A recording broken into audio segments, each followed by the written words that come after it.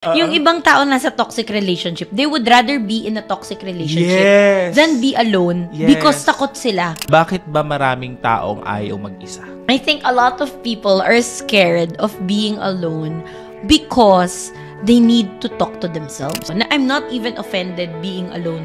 I'm not even scared of being alone kasi I know the possibilities kapag ka mag-isa ka.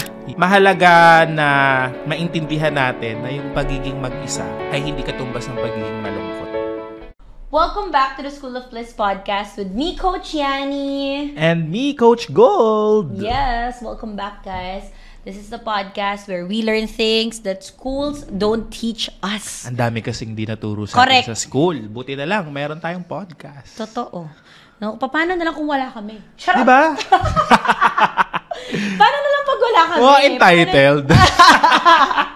Alam nyo, I have to admit, even before, nung nasa college, I always like learning outside the four corners of the classroom. To the point na niloloko na nga ako ng mga classmates ko na, engineer mo, yan kasi feeling nila engineer na daw ako kasi hindi na ako pumapasok. Ooh. Kasi nga na, sabi nila, engineer ka na ba agad? Instant engineer ka na kasi hindi ka pumapasok sa school. Pero sa totoo lang, parang I just find so much value learning outside school. Ang dami kasi talaga. And hindi naman pwede ring i-squeeze in lahat din ng school. Hindi naman pwedeng i-squeeze in din lahat sa school, lahat ng learning sa buhay. Hindi ka na nag-grow as an individual. Totoo, diba? Totoo. Kaya Yeah. buti na lang meron tayong ganito. Episode. Ano bang pag-uusapan natin today? Eto na, being alone. Parang makikinig lang ako today. Huwag kang mag-alala. Ako rin naman. Kaya ako nga ito naisip na topic kasi maraming tao ngayon ang takot mag-isa.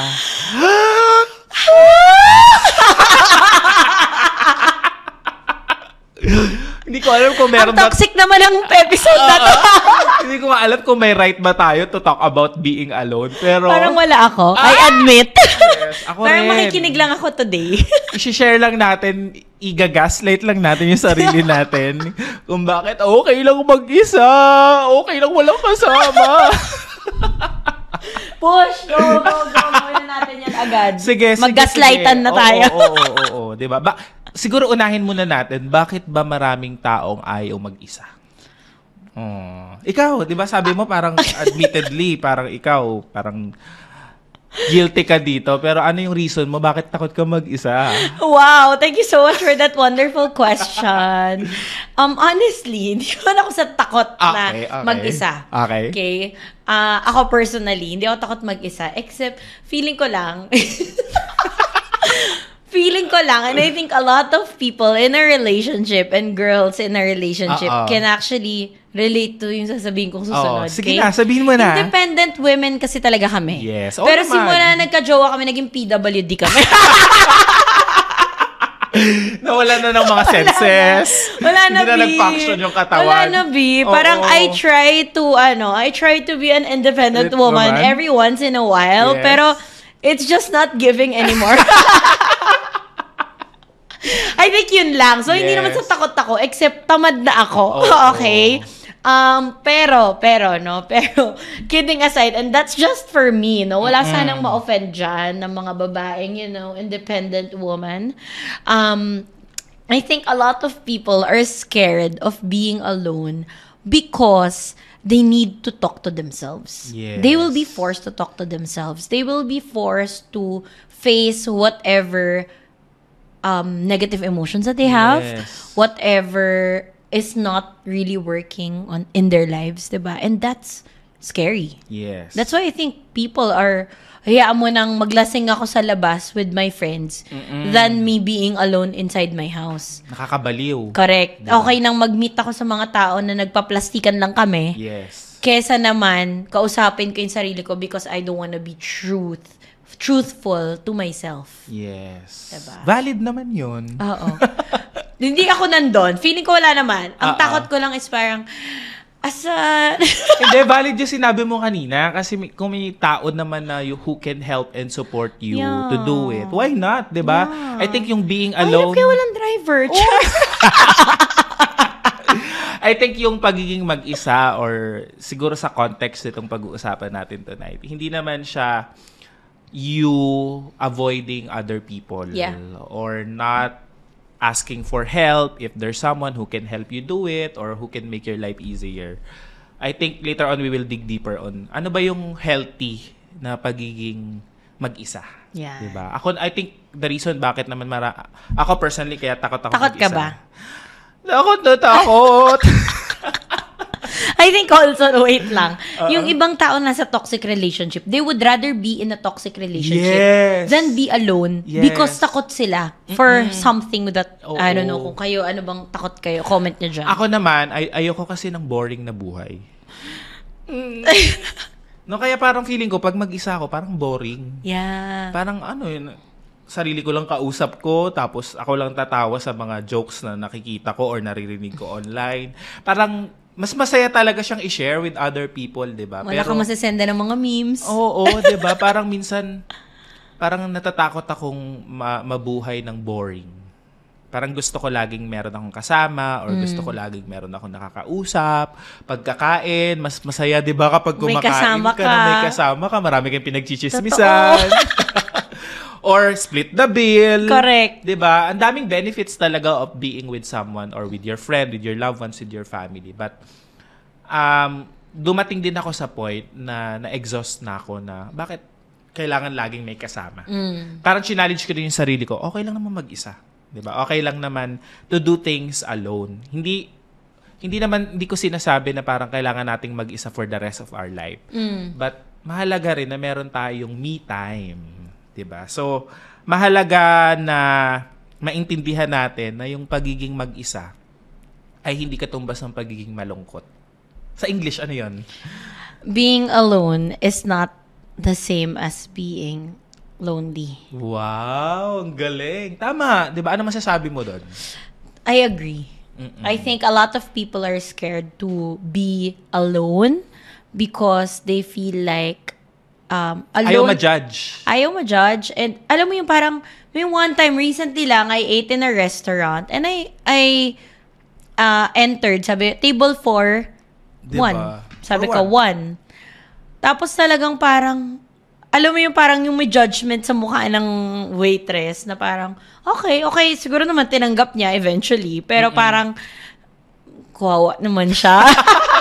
Bakit gano'n yung nakita ko sa face niya? Pero parang ako, inantay ko lang si Alec. Alam mo yun? Pero parang, ayun na nga, yung being alone, yung being solo, parang may stigma. May stigma na malungkot yan. Lungkot naman ang buhay mo. Yun. So, I think, yun yung unhealthy belief system na nalagay sa atin. Yes. Na dapat nating baguhin. Yeah. Diba? Na it's okay to be alone. Kaya nga pag single yung mga kaibigan natin, sabi, uy, be, magre-reto ko. Uy, be, diba? mag-date ka na, be, mag-bumble ka na. Parang ganyan parate, diba? Kasi parang, be, wag ka na magpaka-third wheel, diba? Parang, diba? may pressure. Parang may pressure na parang, ang lungkot ng buhay mo pag mag-isa ka lang. Or, hindi mo ma-enjoy yan. Mahihirapan ka lang kapag ikaw lang, sarili mo lang. Pero, marami ring benefits yung pagiging mag-isa. Yan. Again, hindi kami advocate ng maging alone ka for the rest of your life. But just have your solo time. Yes. Or ang deeper word sa pagiging alone, solitude. Spell.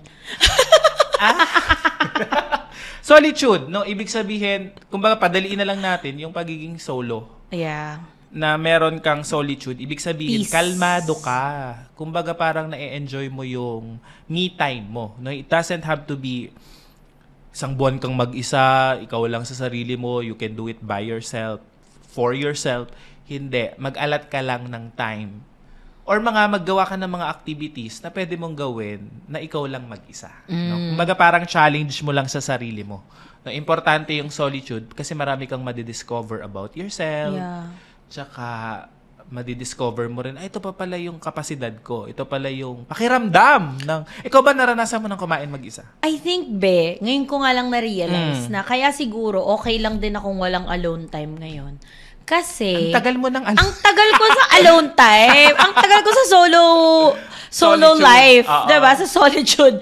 I had like 4 years of time for myself. Yes. And that's why, right now, parang I think I've also parang natodo ko yung time mag-isa with myself, that I'm not craving for it. Yes. Kasi nabigay ko yun lahat sa sarili ko. Kasi lahat yun na-experience ko. Na I'm not even offended being alone now. Yes. I'm not even scared of being alone. Kasi I know the possibilities. Ano yung pwede mong isipin? Ano yung pwedeng mangyari sa buhay mo? Anong pwedeng maging faith mo kapag ka mag-isa ka? Yes. Diba? Parang ngayon ko lang na-realize na, okay, kaya hindi ako takot mag-isa kasi na-experience ko na yan. Yes. Hindi yan nakakatakot. Kaya yan. Kaya. Diba? You can entertain yourself. Yeah. Diba? You can be happy na ikaw lang mag-isa. And dahil nabanggit mo yan, isa yan sa mga benefits, diba? Especially sa context ng romantic. Kung may mga naging single ngayon, nakakipag-break sa jowa recently, yan. Yes. Hindi si Gold yun. Hindi si Gold. Hindi ako kumbaga, isa yan sa mga benefits. Kasi if you wanna attract the right one for you, if you wanna be with someone na you will spend the rest of your life with that person, dapat okay ka muna mag-isa. Yeah. No, kasi kapag nakita na ni Lord na, okay, parang kaya naman niya independent. So, sige, bigyan na kita. Yan. Yeah, nabigyan ka na. And I'm so happy for you, di ba? Totoo. Even with Alec, like, I think the reason why he is also not tagal attached. Din ni Alec, mag-isa lang sa content not and attached everything. din siya sa pagiging, sa pagkakaroon ng sariling time. Is because, na-enjoy niya rin yun ng todo. Oo. I think, andun ka sa season na yun, be. Yes. Na, ang tawag ko dito sa season na to, single on purpose. And part ng purpose na yon is to spend time alone. Yeah.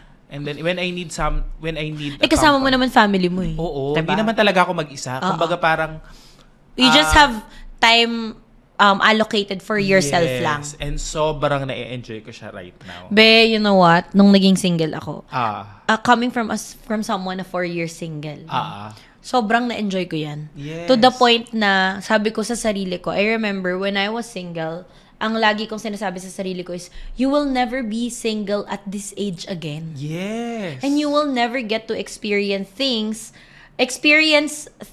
that single people get to experience because you don't know kung kailan darating bigla, di ba? At ma-in love ka, at ayan na yon, at hindi ka na, alam mo yun, makakapag-isa sa buhay mo. Yes. Even with Alec right now, parang ang conversation namin parati is, do your thing. I mean, we're here sa unit ni Alec, di ba? And the reason why may unit siya is because for us, do your own thing. Yes. Kasi we will never be single again. Yes. Status. We will never be single again. Once we get married, we'll have time for us. Yes. Pero right now, you have to also enjoy your own time. Kaya may sarili siyang unit, may sarili akong unit.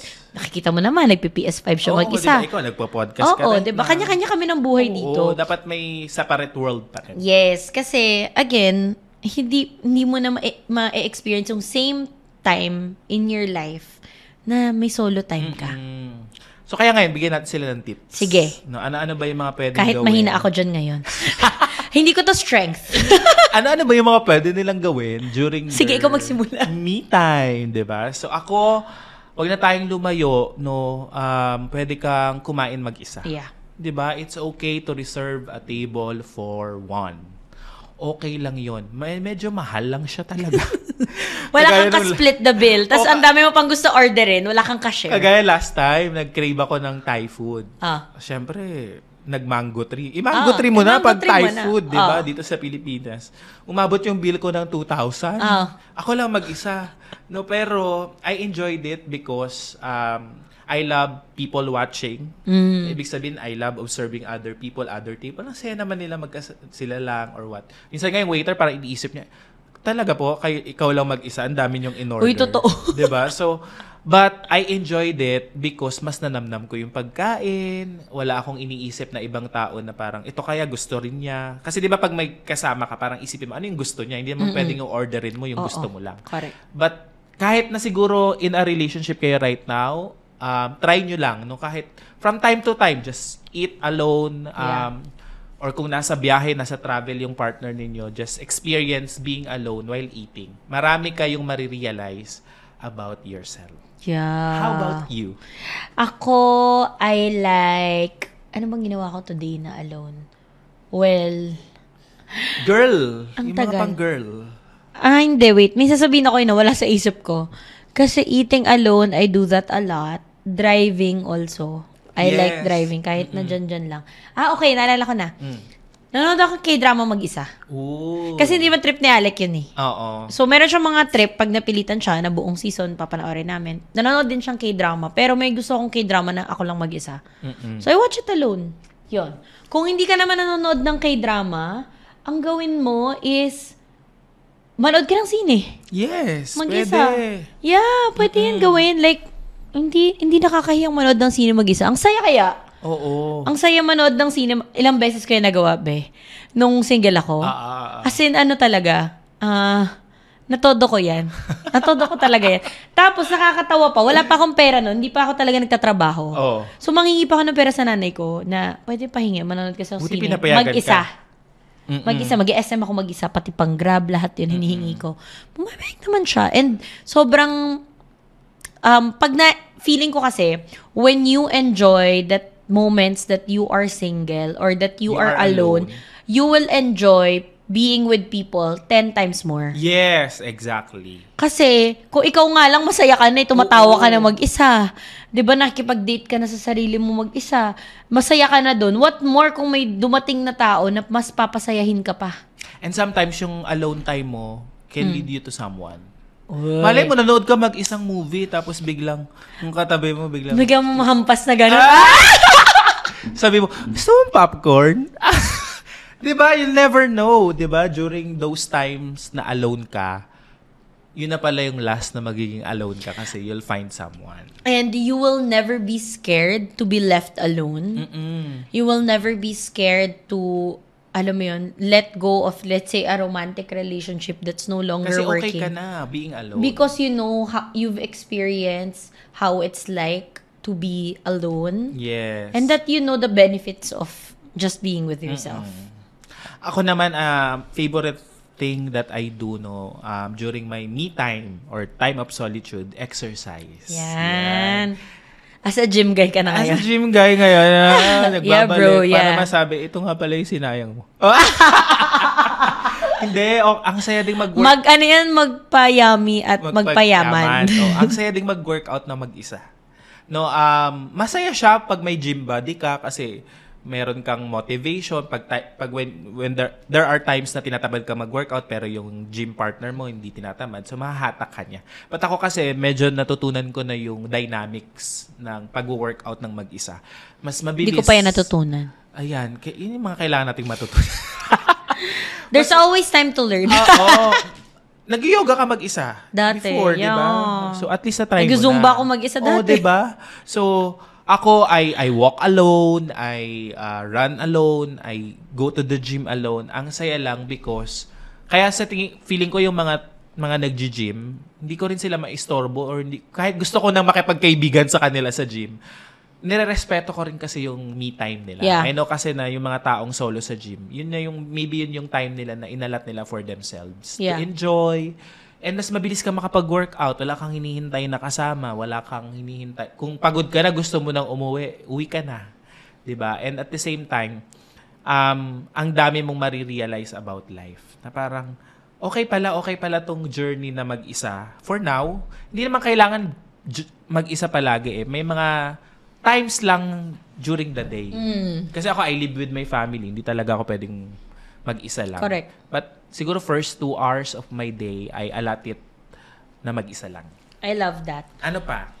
Ako, alam ko na yung sobrang na-enjoy ko is to travel alone. Wow. To travel solo. Grabe kahit ano ka, no? Babae. Yes. Sobrang saya. Like yung mahaba, doon ko na-realize na kaya ko palang buhatin yung maleta, paakyat doon sa bin sa taas ng eroplano, 'di ba? Na kaya ko naman palang maglakad, mag-navigate mag-isa.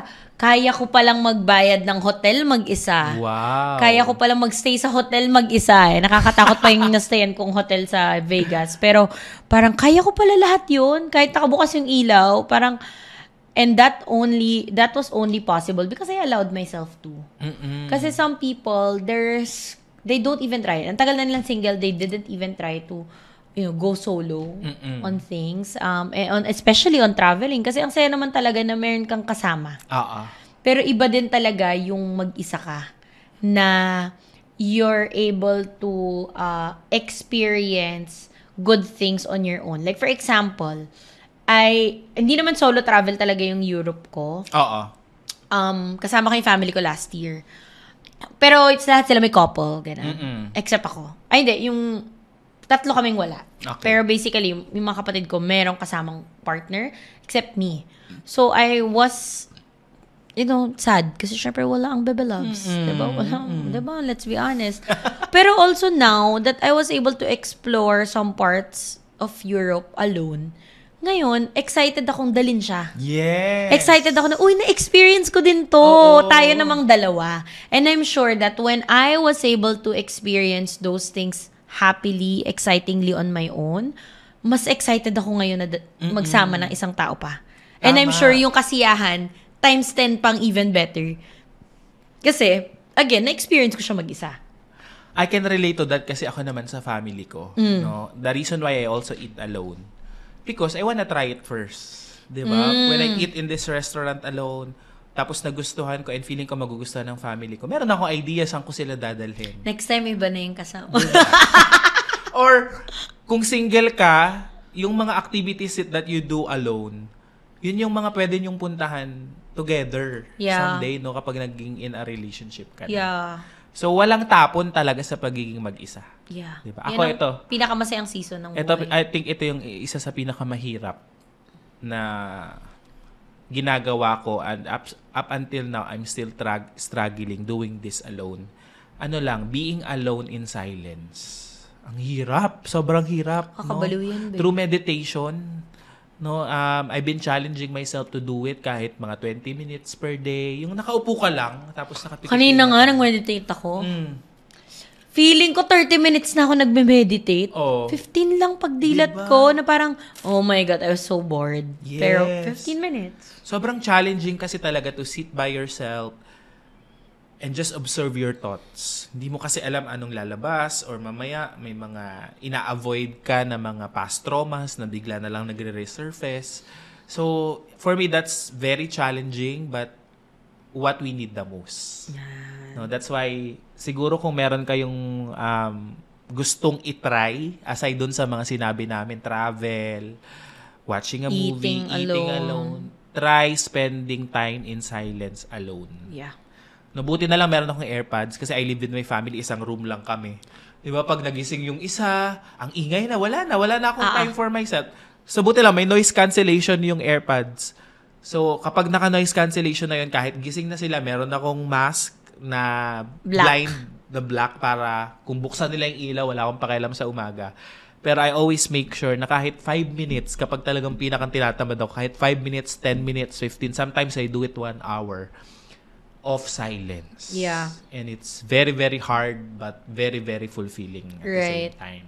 I love that. Kasi yan, you can also do even with your partner. O kahit katabi mo, let's say for example, ikaw, katabi mo si Alec or sometimes you do it together, diba? As a team. Kumbaga, alone. As a team, you get diba? to also. Tayo, when we meditate in silence as a team, we're not alone technically because we're with someone. Yeah. But we do it in our own version of silence. Yeah. Iba-iba tayo ng demons. Yeah. Ang pinaka nakakatulong sa akin dyan kapag meditating for first-timers or beginners in meditation, number 1, nakaset ng alarm. Naka-mute.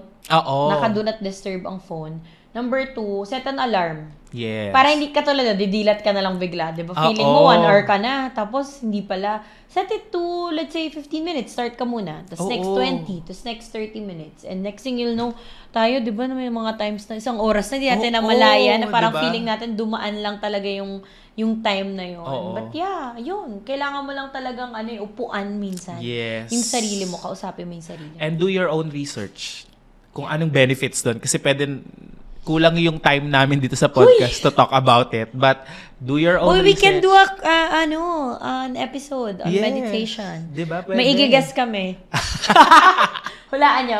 Guess on the comment section. Diba? Marami kaming guru when it comes to meditation. Yeah. But just try it. Yun lang talaga. And you'll fall in love talking to yourself in silence. Yeah. Parang very yun, no? Very poetic. You're talking but in silence. Huy! Huy! Sige, final thoughts, final message. Ako enjoyed the time that you have for yourself, and if you're in a relationship like me, kasi I think ang ganda nito kasi ako nasa relationship. Ako wala. Oo, ikaw single. On purpose. And available. Diba? Single on purpose and in a relationship with purpose. Spend time with yourself. Be okay with just spending time with yourself and also enjoy the silence in being alone. Ako naman, never be afraid to go on a journey kahit nasa simula mag-isa ka. Whether it's starting a business, it's pursuing a degree, or maybe moving in, solo living ka lang because we started, oh my God, diba? Solo yun pala is yun pa pala. tip. Oo nga pala. Nakalimutan natin. Okay, I have to sing it that. Sige, my go. next tip is start experience solo living. Kasi iba talaga yung living with your family. Iba din yung living with a partner. And iba din talaga yung matututunan mo. And lahat yan na pagdaanan mo bago ka nagka-partner. Nadaanan ko na yung nasira yung tubig. Nadaanan ko na yung nagsashampoo ka, biglang nag-brown out, na walang tubig. Diba? Ang dami na. Magbababa ka ng basura mag-isa. Makikipag-usap ka sa internet provider. Sabi natin simple, natuto ko mag-screwdriver. Guys, ang una kong binili is toolbox. Kasi ang daming biglang kailangan ayusin sa bahay ko. Diba? Kasi bagong renovate. But, alam mo yon, you will only get to experience that and enjoy that feeling. Naalala ko nung nag-move out ako, tapos nag-solo living ako. Ang hirap kasi mag-move out, tapos manghingi ka ng tulong. So, kasi parang gusto mong panindigan yung decision mo, diba? So, may mga times na talagang umiiyak ako. Pero sabi ko, oh my God, kailan ko pa ulit ma-experience nung nahihirapan ako sa tubig. Diba? Nahihirapan ako sa hindi ko magana yung faucet ko. Hindi, alam mo yan, ang daming things that are not going my way. Internet, walang mabook na Grab, hindi ka makalakad, lahat. Hindi nabayaran ng wifi. Groceries, kailangan, naalala ko, umiiyak ako nun, wala pa akong car.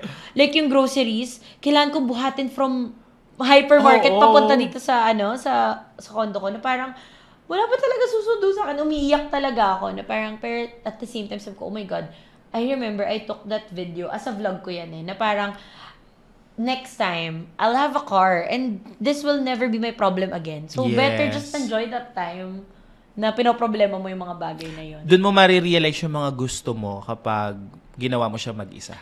Let's say for that, parang na-realize mo, okay, I will work hard for me to have a car. Yeah. Because during the time that I'm doing this by myself, ang hirap. So, Correct. at least meron kang hindi mo, parang ako never ko ginusto magkakotse. Okay na ako manghiram sa parents ko.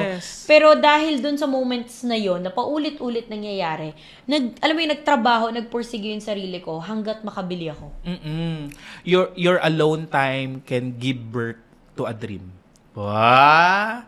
Pwede, di ba? Yung mga alone time mo, pwede yung may sumibol dyan na pangarap or goals mo sa buhay. Okay, one day, I'll do it, I'll have it. And minsan, yung may mga pangarap ka na hindi mo rin naiisip. Kasi may kasama ka. Kasi lagi kang may kasama. Oo. Ang lalalim na nung diba? Anong oras na ba? May 2 a.m. na ba? Totoo yun. And siguro final message ko, at the end of the day... Kasi yung context ko doon, kaya ako rin siya nasabi. Kasi feeling ko, hindi mo may isip mapalaki agad yung chami kung na-stuck ka pa dun sa relationship na nandun ka. O kaya hindi mo kung siguro when I stayed with my family, hindi ako nag-solo living din, hindi ako nag-enter into a relationship. Hindi ako ma-expose to a new environment, walang mapaplant na vision sa akin. Kagaya nga ng sabi mo, it's just like trying a new restaurant. Kung hindi mo siya trinay by yourself or hindi ka nag-spend time alone, hindi ka magkakaroon ng needs or desire sa puso mo na someday I want to have this, I want to bring my family to this restaurant, I want to start this business, etc., etc. So, ang daming pwedeng mangyaring maganda when you spend time alone. Yes. Pero at the end of the day, final message, hindi ka naman talaga nag-iisa. No, I'm not religious, I'm just spiritual. Ako naniniwala ako there's always someone up there, higher power, Allah, Buddha, Ama, whoever you believe in, who's always with you. Yeah. Guiding you, or sometimes allowing you to fail, allowing you to mess up by yourself, so that it will lead you to something bigger and better. Yeah. Yes. Exciting. So, hopefully this episode inspires you to also make time for you. Yes. To just enjoy your solo time. And yan, magmuni-muni. Diba? Kaya share nyo sa comment section ano yung mga ginagawa nyo during your me time. Me time, no? Sige. Tatry namin yan. Yes. So, yun. I hope you enjoyed this episode. See you on the next one. Bye-bye. Bye-bye!